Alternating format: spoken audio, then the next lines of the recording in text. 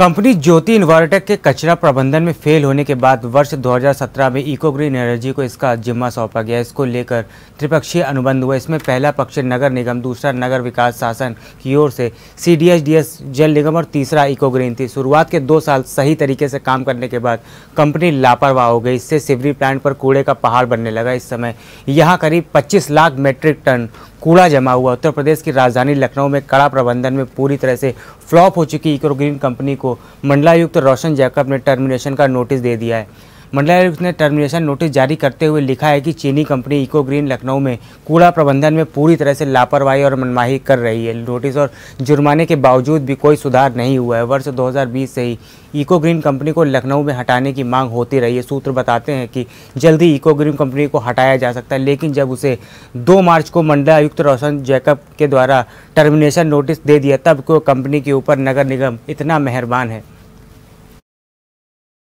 वर्ष 2017 में ज्योति इन्वर्टेक कंपनी के द्वारा लखनऊ के कचरा प्रबंधन में विफल रहने के बाद 2017 में चीन की कंपनी इको ग्रीन को लखनऊ के कचरा प्रबंधन की जिम्मेदारी दी गई।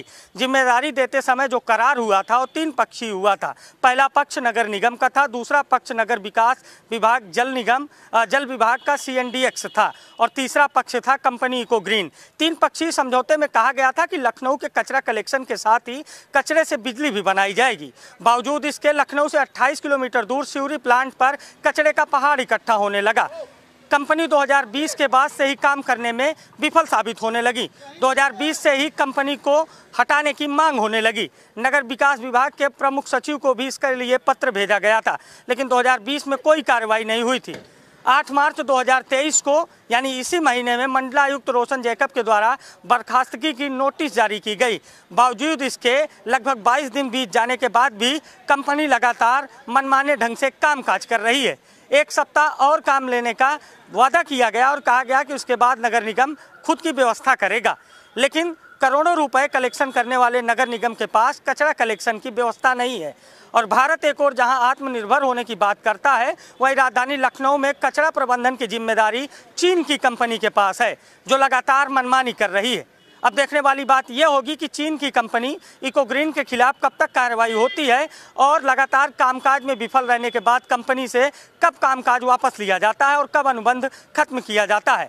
फिलहाल अधिकारी मामले पर चुप्पी साधे हुए हैं, क्योंकि उनका कहना है कि मामला लीगल वे में है, इसलिए कोई टिप्पणी नहीं की जा सकती। लेकिन बड़ा सवाल ये है कि आखिर वो कौन है जो चीन की कंपनी को लखनऊ में संरक्षण दे रहा है। राजधानी लखनऊ से कैमरा पर्सन सौरभ श्रीवास्तव के साथ अभिषेक शर्मा, GMD न्यूज। अगर आपको हमारा वीडियो पसंद आया हो तो हमें लाइक करें, सब्सक्राइब करें और ज्यादा से ज्यादा शेयर करें। और हाँ, बेल आइकॉन दबाना ना भूलें ताकि हर खबर का अपडेट आप तक पहुंचे तुरंत। आप हमें इंस्टा, ट्विटर और फेसबुक पर भी फॉलो कर सकते हैं। हमारी ID है @GMD News।